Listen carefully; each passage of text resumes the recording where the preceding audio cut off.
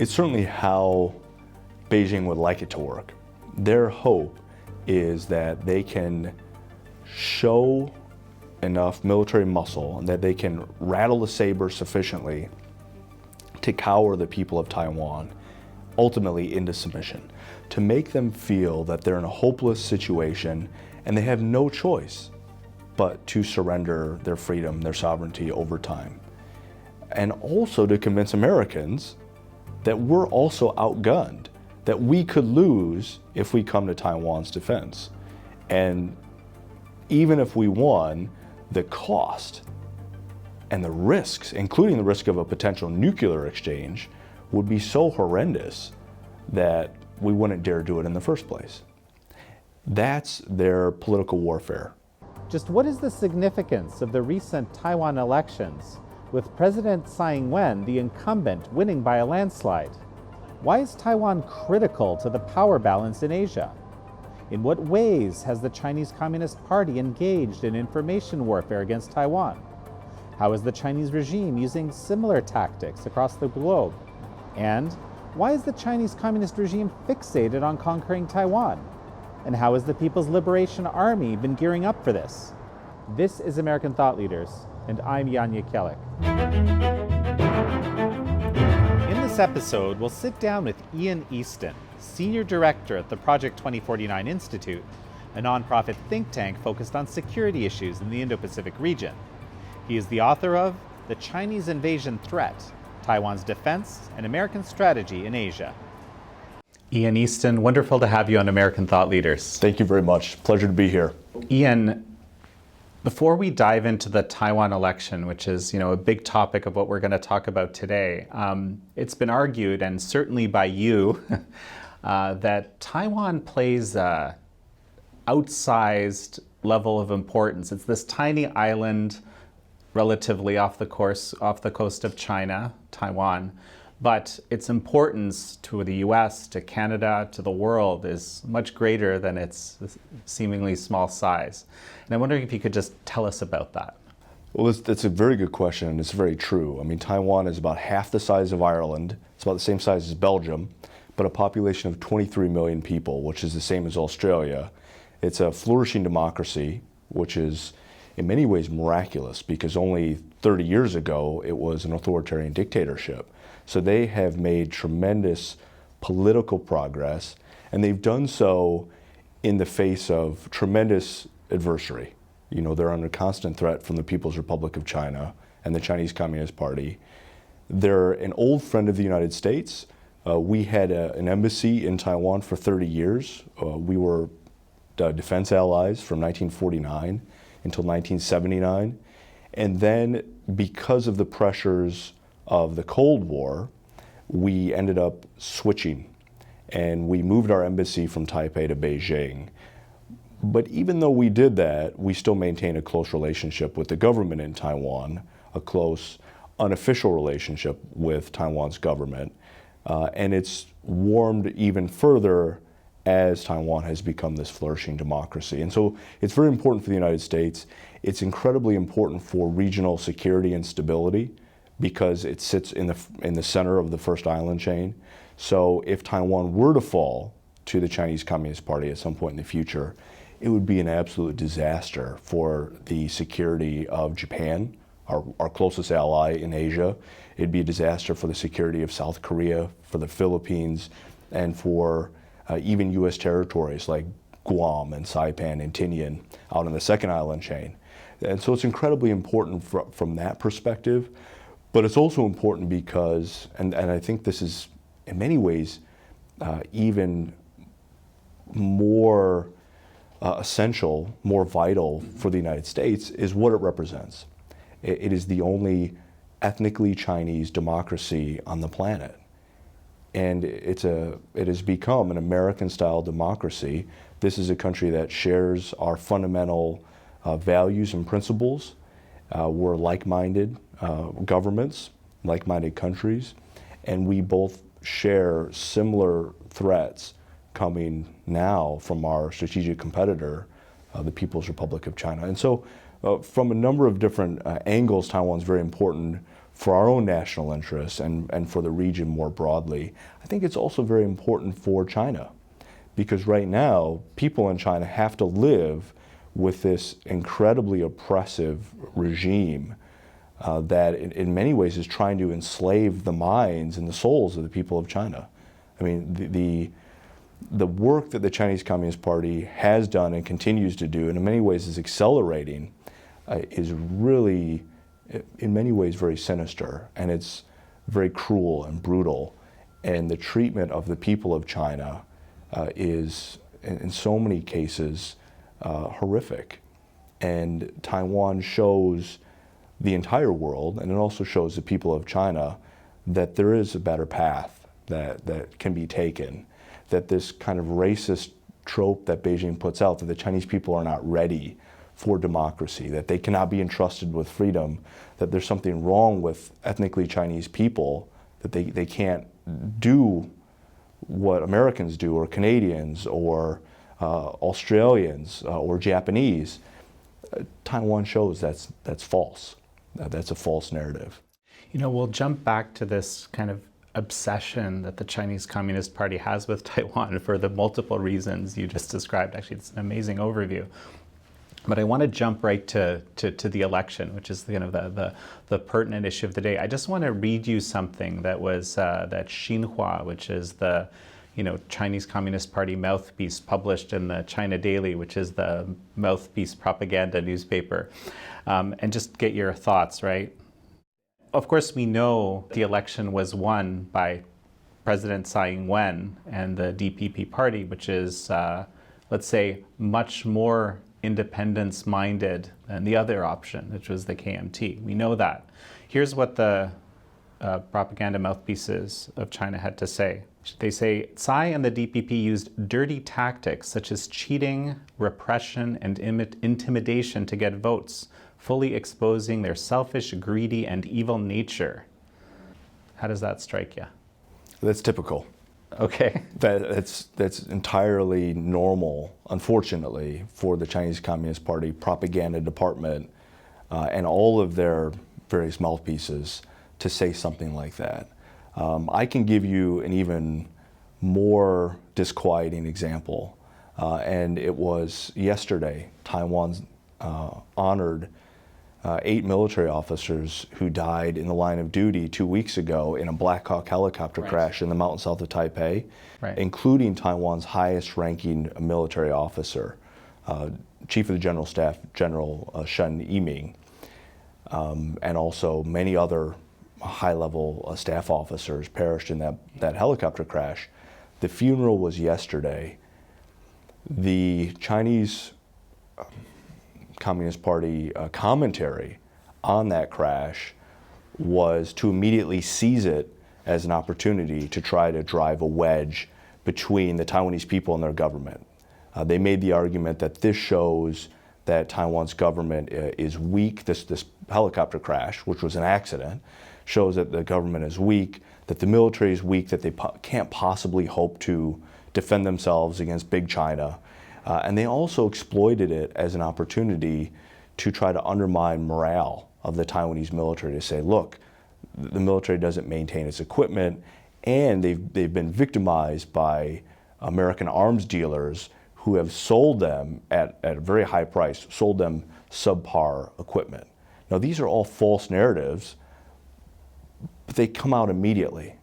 So as soon as the news of the crash happens, they come out with these narratives immediately because they have very clear guidance of how to handle elections, how to handle accidents in Taiwan, how to handle any opportunity that they can to weaken Taiwan. It's like the talking points are already predetermined. You just kind of assemble them and press play, right? Absolutely. They have a game plan. They have a playbook.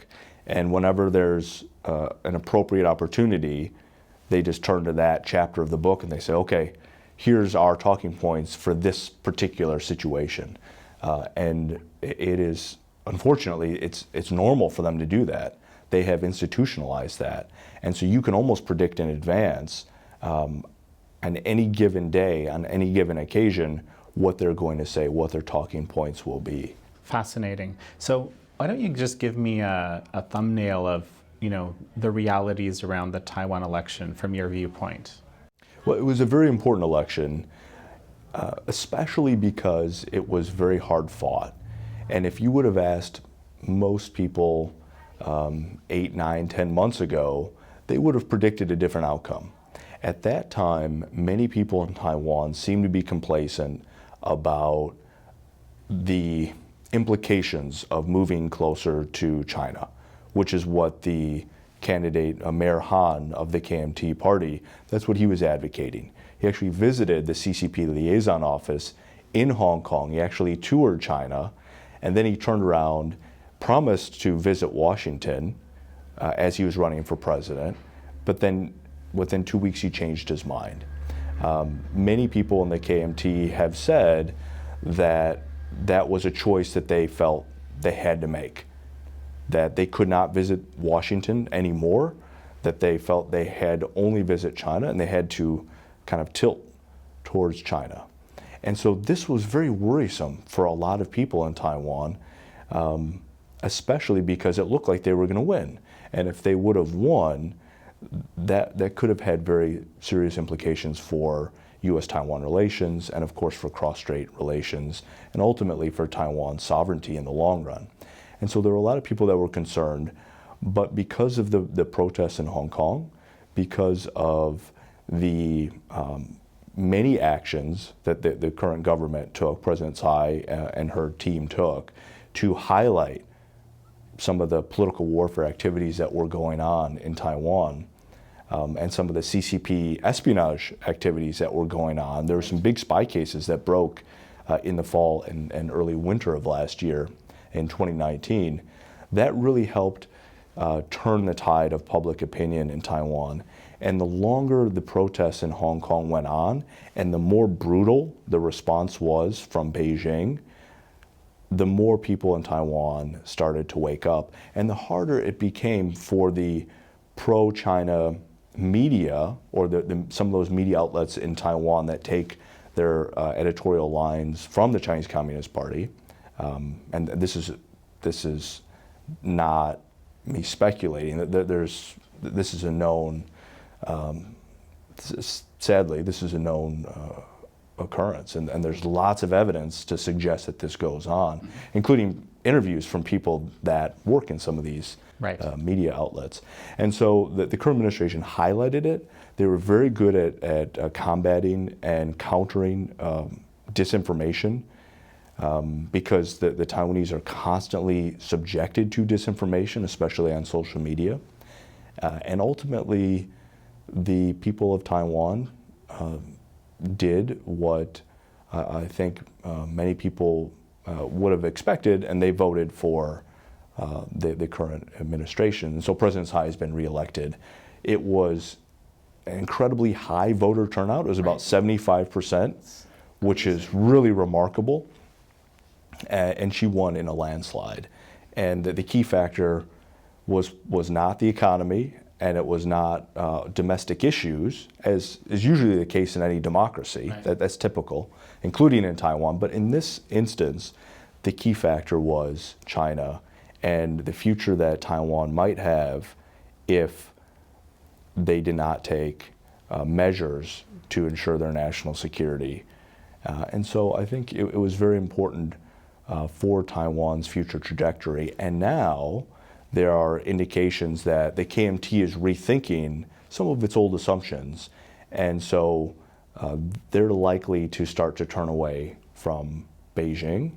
I think, I'm speculating here, but I think they're likely now to realize that some of their policies, some of their platform was really out of step with what most people in Taiwan wanted.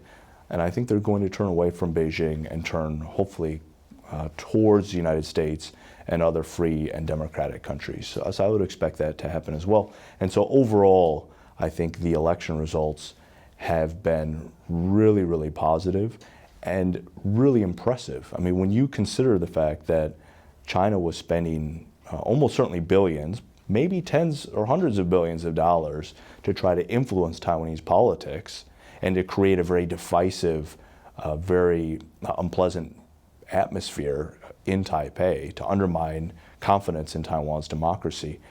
In this case, Beijing really failed, because even Mayor Han Kuo-yu of the KMT, when he lost, he called to congratulate President Tsai, and he gave a speech in front of all of his supporters. He's a very charismatic leader, and he had a lot of very ardent supporters who really, really believed in him and believed he would be a good, strong leader. And he called on them to rally around their president. He called on them to respect the results of democracy.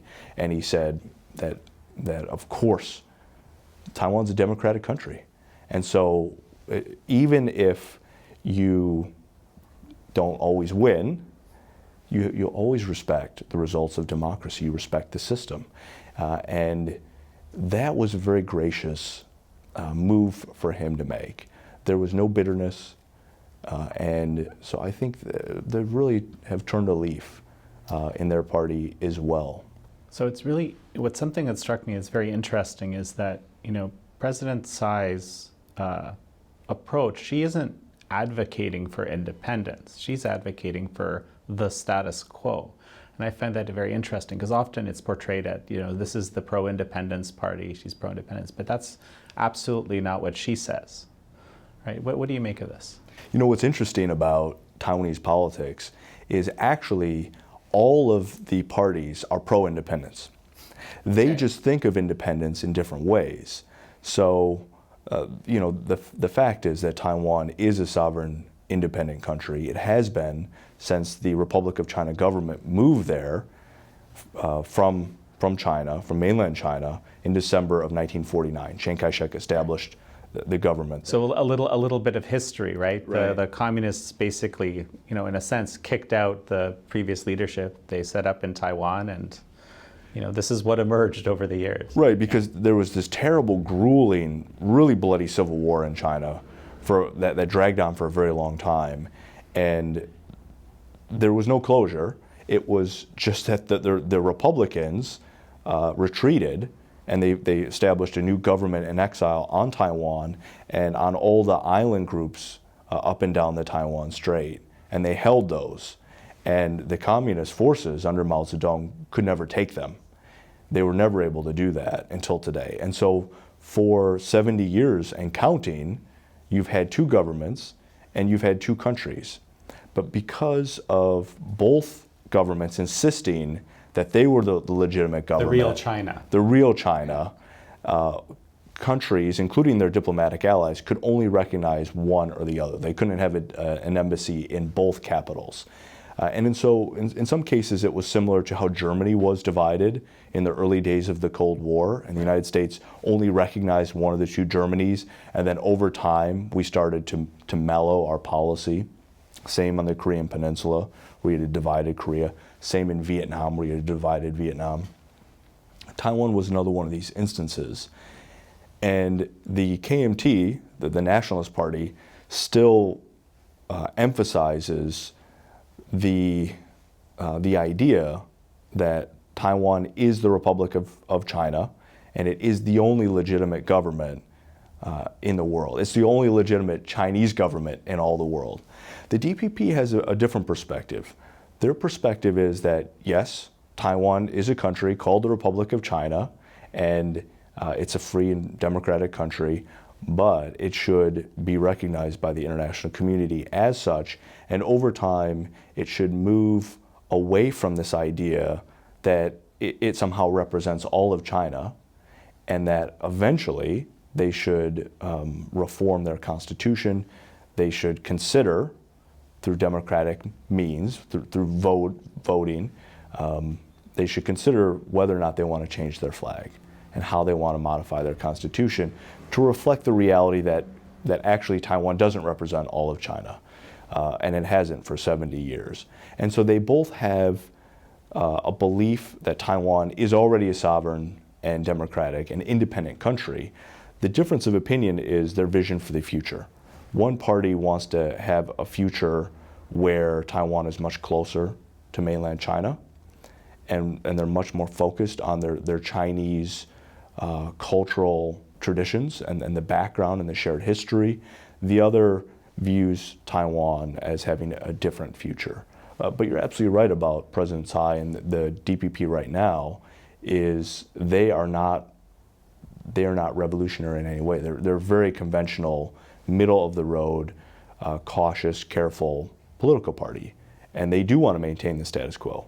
They don't want to change the flag or the name of the country, and they certainly don't want to do anything that would give the authorities in Beijing any excuse to attack Taiwan. But they definitely do want to move away from an over-dependence on the Chinese market. They want to move away from a close people-to-people relationship with China because they're concerned about the espionage risk that's there and the other risks potentially, the fifth column risks. And they want to move much more closely to Japan and the United States and European countries and other free democratic countries. So I think that's the big difference of opinion in Taiwan.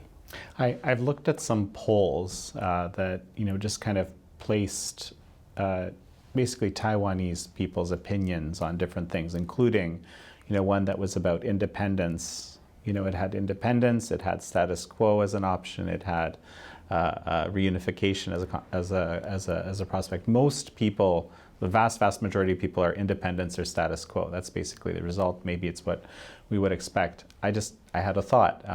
In your mind, the Chinese Communist Party becomes no more all of a sudden, and China reforms somehow.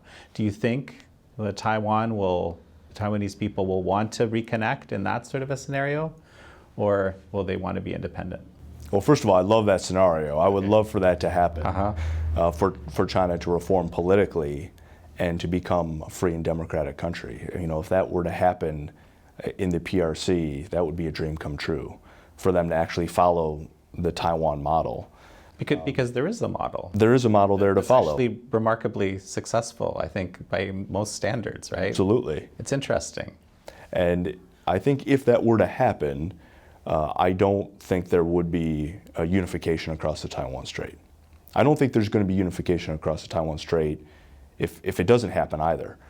But if it did happen, I would imagine that a democratic government in China would naturally respect self-determination. They would respect rule of law. Otherwise, they wouldn't be a legitimate democracy in the first place. Sure. And if they did that, they would leave it to the people of Taiwan to chart their own future. And if the people of Taiwan have anything to say about it, Taiwan will continue to be an independent country.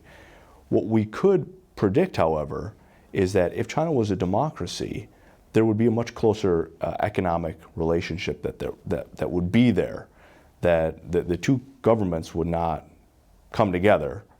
It would, in many ways, it could start to look like the European Union did, say, 10 years ago, where you have sovereign countries that have very close trading relations, but they maintain their autonomy completely. I think that would be the most likely outcome of that type of future scenario. Okay, just curious, right?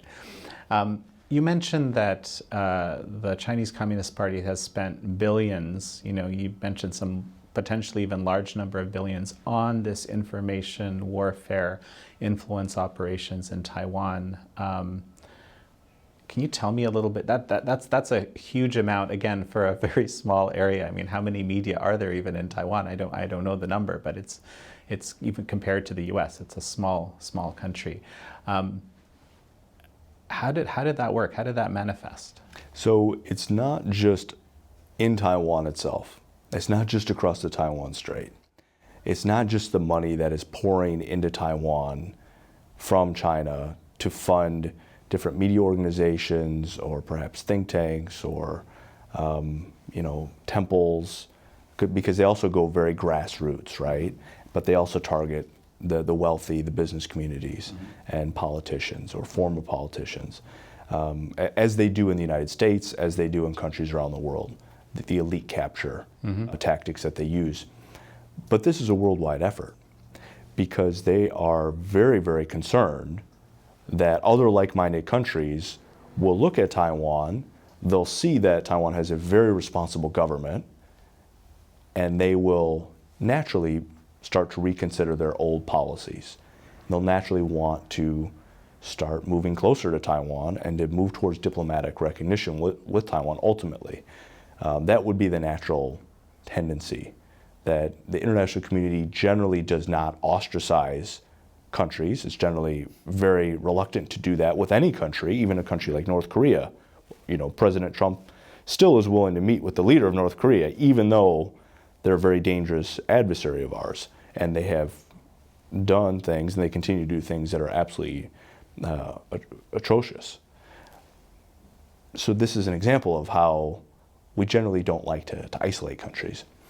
And in Taiwan's case, because they are a close friend of ours, and because their government and their model is so successful, there would be a natural tendency to move closer. And so the Chinese Communist Party has to spend a tremendous amount, not just of money, but also human talent and resources. It's diplomats, it's agents of influence, it's intelligence officers around the world, it's military officers in China and around the world, because political work in the People's Liberation Army is very, very important, and liaison work is very, very important. The United Front Work Department and all of the various front companies that China has around the world are very focused on making sure that the United States does not recognize Taiwan's government and does not move in that direction, doesn't even consider it, and that other countries would not even consider it as well. And in fact, that we become complicit with the isolation of Taiwan. And so there's this tremendous global effort that is ongoing towards this end.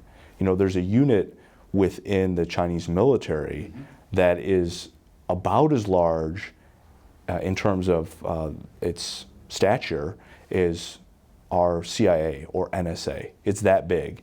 And all it does is focus on Taiwan and on the political warfare with Taiwan as the core of what it does. And so you have radio stations, you have these agents of influence, you have these undercover military officers, you have these business men who are actually clandestine agents or officers of the Chinese Communist Party.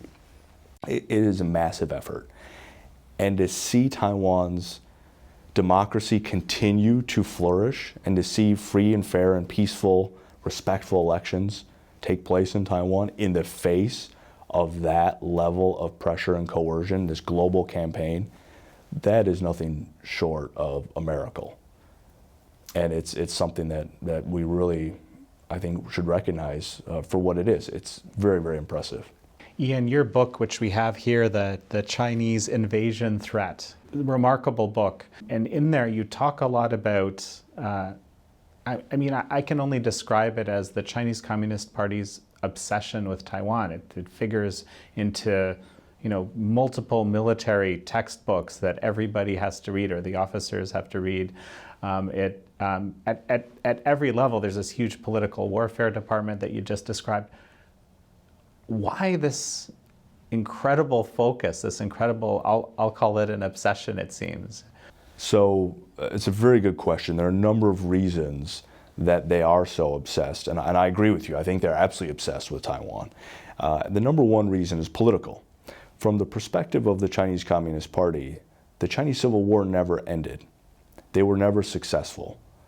And it's gone on for 70 years, that they never vanquished their main rival, the Republic of China and the nationalist government.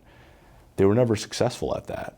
And so they're always concerned, deeply concerned, that, again, other countries around the world will begin to recognize the Republic of China. And so it really flies in the face of their narrative that they won the war, because that's what they say. They won the war, and that they inherited all of the territory of the Republic of China. But in reality, they didn't win the war. The Republic of China continues to exist, and it's actually thriving, not just in terms of its governance model, but also economically, technologically, and so on. And so it's very problematic from that political perspective. It's also problematic militarily, because Taiwan does sit in that key strategic location in the center of the first island chain. And as long as Taiwan is there, the armed wing of the Chinese Communist Party, the PLA, People's Liberation Army. People's Liberation Army, cannot break through and threaten to blockade Japan, for example, which is a stated objective of theirs. You can read internal PLA textbooks that say, once we occupy Taiwan, we can establish naval bases and bomber bases on Taiwan, which we can use in the event of a crisis to cut off Japan's lines of communication, maritime and air, and actually starve them out if we have to. This is an objective of theirs. This is so they're thinking of military officers look at Taiwan from that perspective, and they see this is very good strategic. It's a very good strategic location. It's their I think you described it as their unsinkable aircraft carrier. I think I read that, right? That's right. Yeah. I think that I forget if it was Stalin that first called Taiwan that, or if it was Mao. But it was the idea that if they could take it over, it would become an unsinkable aircraft carrier. And so there were significant concerns in the United States in the end of the 1940s, early 1950s, that they might make the attempt. Certainly Mao Zedong had a war plan for Taiwan. Before the war on the Korean Peninsula broke out in June of '53, before the PRC intervened on the behalf of North Korea in October of that year, 1950, they intended to invade Taiwan. They were building up for the invasion of Taiwan. But after the war on the Korean Peninsula broke out, the 7th Fleet sortied from their base, which at that time was in Subic Bay in the Philippines, and they went up the Taiwan Strait, and they sailed right off the coast of Fujian province, so close that they could be seen through binoculars, to make the point that the United States is not going to allow another country to fall to communism. Because at that time, of course, it looked like the Republic of Korea might, so we wanted to make sure that the Republic of China would not. And so that legacy is still there for the military. It's also there for folks in the business community. Taiwan plays an essential role on our high technology supply chains. So most of the chips, I think it's about 70% of the microchips that power our handheld devices, our TVs, our computers, weapon systems, satellites, you name it, they're actually made in Taiwan, or they are designed and the key components are made in Taiwan, and then they're assembled at rented properties in China and then exported globally. So Taiwan plays a very critical role in that space as well. And so from the political perspective, taking Taiwan is very important. From the military perspective, from at least the perspective of the Chinese Communist Party's military, it's very important. And also from the economic perspective. And so when Xi Jinping and other CCP leaders talk about the China dream, they always underscore the fact that from their perspective, conquering Taiwan or annexing Taiwan, subverting Taiwan's government, destroying Taiwan's democracy is essential to their vision for the future.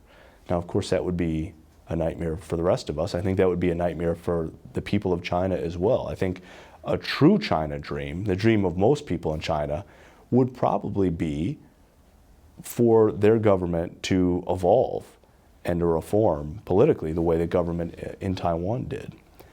Now, and we do have the results of the elections, as we talked about earlier, this landslide win for Tsai. So what are the implications for China now? What are they thinking? What does that change? I don't know that it changes all that much. I think that they will continue to do what they have been doing, which is to pressurize Taiwan, to do everything in their power to isolate Taiwan, to continue to demoralize the people of Taiwan. Obviously, that effort has failed. And so there's the potential that they may lash out because their Taiwan policy has proven to be a failure. So there is that risk that's there.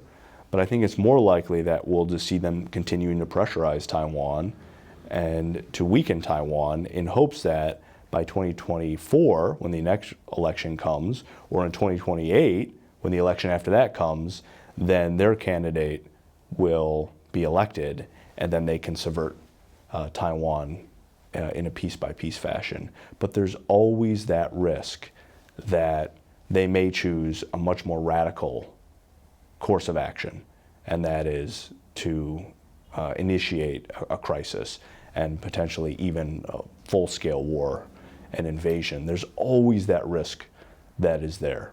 You know, to that end, you know, it's certainly been argued that the U.S. Taiwan policy, I guess you would call it, has played a role in that not happening up to now. Why don't we talk about the state of the U.S. Taiwan policy right now? The United States and Taiwan have made tremendous strides over the last 2 years under the Trump administration. So our relationship with Taiwan is in many ways much stronger than it was prior to that. However, there's still tremendous room for growth. Again, we have an unofficial relationship with Taiwan, and in many ways we're not keeping up with the threat. That we're focused on not changing the status quo. Well, China is very much focused on changing the status quo. The Chinese Communist Party wants very much to change the status quo, and they're working day in and day out to do that, and they're willing to exert great efforts to that end. And so if we do not continue to work much more closely with the Taiwanese, the imbalance of power across the Taiwan Strait, which has been shifting very rapidly over the past 10 years, it will continue to shift. And there's no amount of money that the Taiwanese taxpayers can spend that can provide for credible self-defense when China can outspend them by a factor of 10 or more. It really is a David and Goliath challenge that they face. And so it's very important that I think the United States and other democracies work much more closely with Taiwan and to continue to build on the solid momentum and the positive direction that we've seen over the past 2 years. Prior to that, for the 38 years prior to that, from 1979 to about 2016, 2017, our relationship with Taiwan was a very friendly one, a very close one, but in many ways it was strained and weakened by the fact that our national policy was to treat the People's Republic of China as if it was any other normal friendly country, and to defer to Beijing in many instances on Taiwan. And we allowed Beijing to influence our Taiwan policy. And so what we have today, in many ways, is a policy that has not changed all that much from 1979 and the early 1980s. Well, the facts on the ground have changed a great deal. Our policy is not, because, again, for such a long period of time, we did not want to do anything that Beijing might not approve of. We didn't want to give them any excuse to attack Taiwan. And we embraced the idea that as long as we showed goodwill, then Beijing would reciprocate. Now, I think many people in Washington and many people around the world have finally come to the conclusion that there's no amount of goodwill that you can show to the Chinese Communist Party, that no matter what you do, they will continue to advance their strategic aims, and they will continue to undermine our national security and the national security of other democracies, and especially Taiwan. They'll continue to destabilize the Taiwan Strait, and they have done that.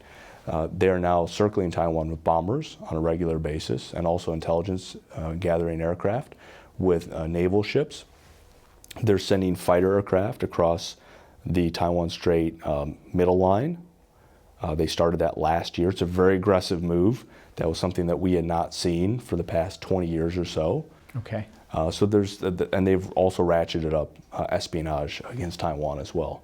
And so they're there's a growing consensus, I think, both in Taipei and in Washington and in Japan and other places, that the democracies have to start to work much more closely together, because if we don't stand together, the Chinese Communist Party is going to just undermine regional peace and stability. What other recommendations do you have based on your work with respect to the Taiwan policy? I think it would be very helpful, in addition to working in multilateral fora, also for the United States to focus very heavily on building a stronger bilateral relationship. For so many years, we put all of our eggs into the arms sales basket.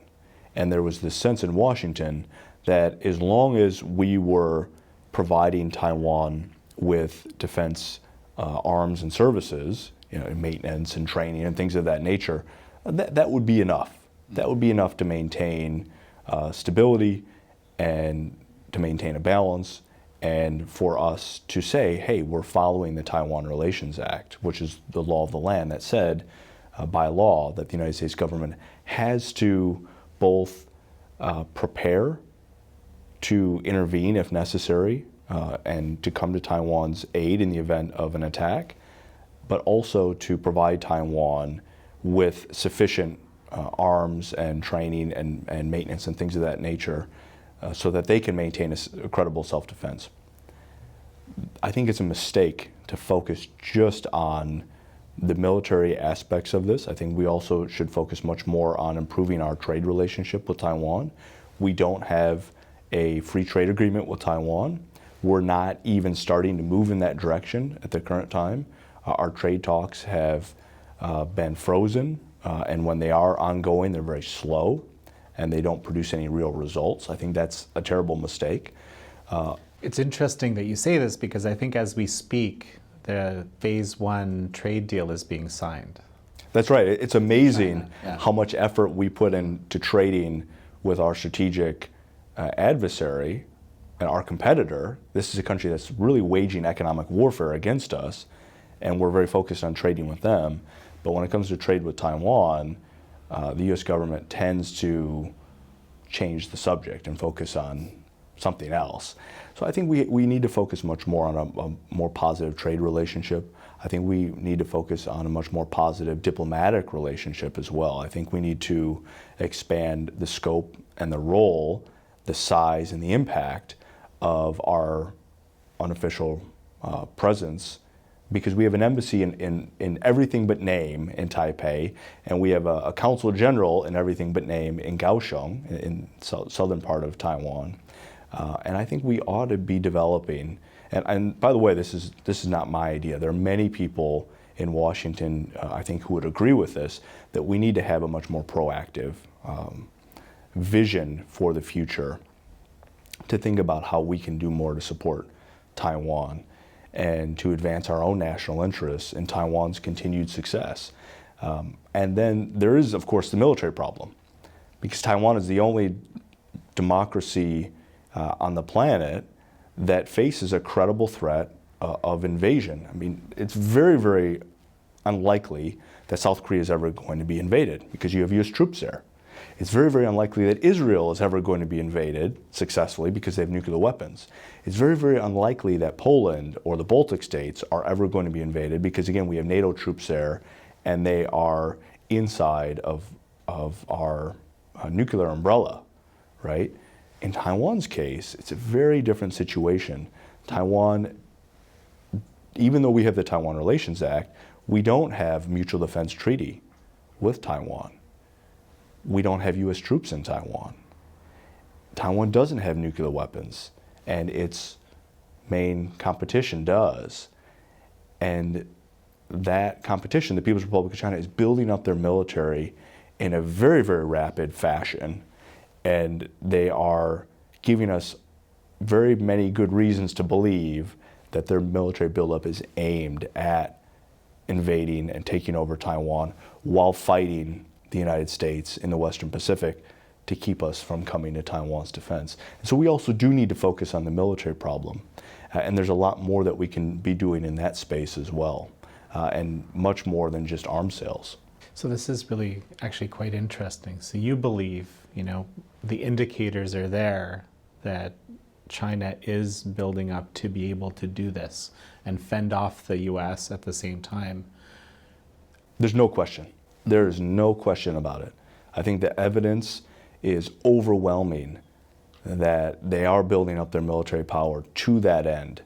And they've made it very clear. If you read their defense white paper, which they just released last summer, if you look at Xi Jinping's speeches, if you look at the military reforms in China, not just the equipment that they're building up in their amphibious forces and their missile forces, but also the structural reforms that are taking place, where they're going from division-sized army units to brigade-sized.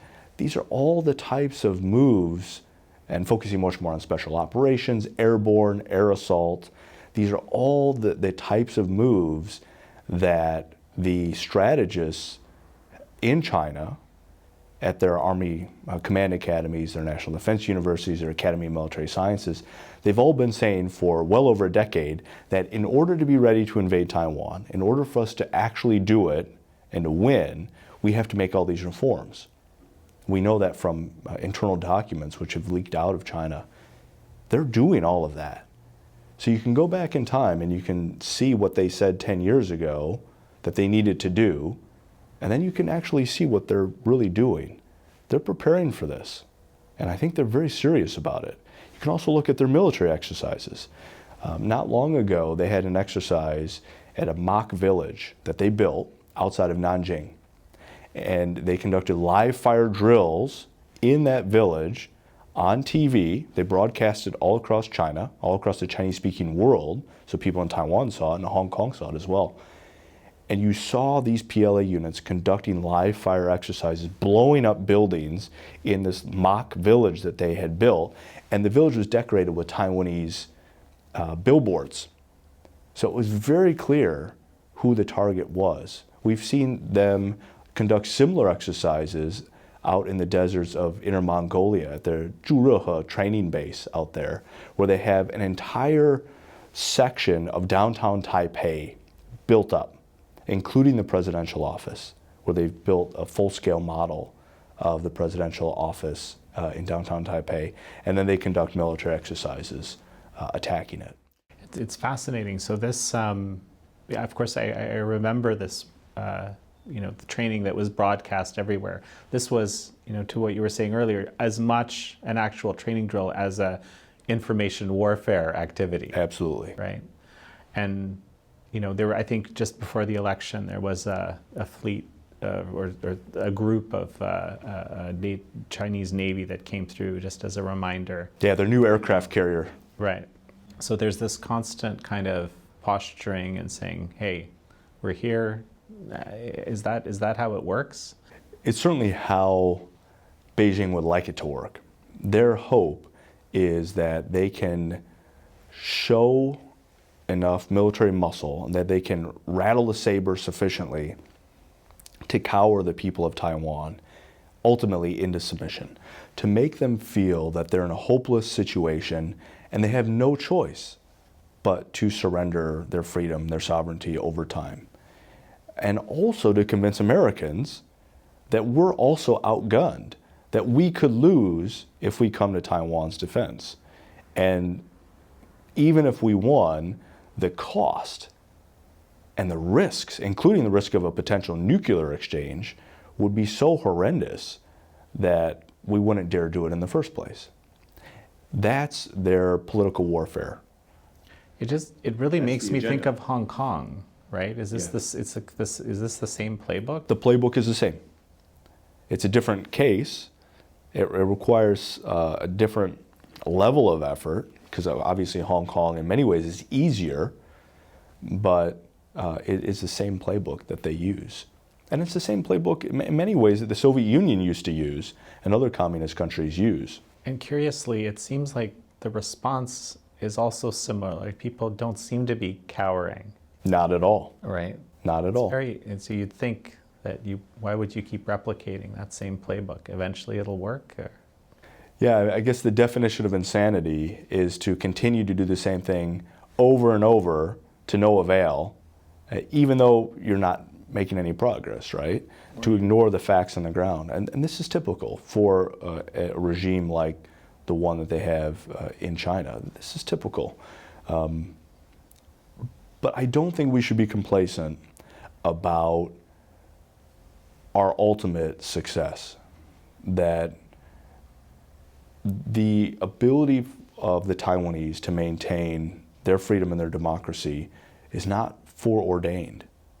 The ability of the United States to win in a long-term, open-ended strategic competition with the People's Republic of China, and to win if there is a war, if World War III breaks out, God forbid, that's also not something we can take for granted.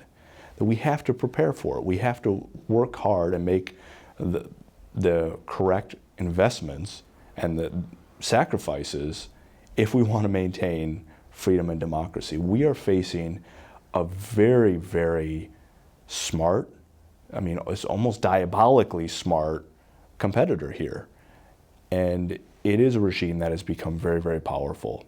In a way, in some ways, the Soviet Union, they were never as powerful in many respects as China is today, and nor was Nazi Germany. They never had the level of economic power, the level of technological power, and the ability to fundamentally infiltrate their enemy's camp. And so I think the threat is very, very serious. And even though clearly the people of Taiwan and increasingly Americans are willing to stand up for what they believe in, stand up against the threat, that doesn't mean that ultimately they won't win, because their plan is to continue to grind people down. And again, 6 months ago, or 8 months ago, it looked like Taiwan was losing this, that they were starting to lose confidence in their government, and that they were starting to lose hope for their future, and they felt that they had to vote for any politician who would advocate for a close relationship with Beijing. That changed because of Hong Kong. When the people of Hong Kong stood up, that had a ripple effect that was really, really significant, because nobody expected the people of Hong Kong, they're incredibly law-abiding citizens, and they are incredibly intertwined with mainland China economically and also politically since 1997. So nobody expected this to happen, but it did. And it was the kind of moment that is inspiring.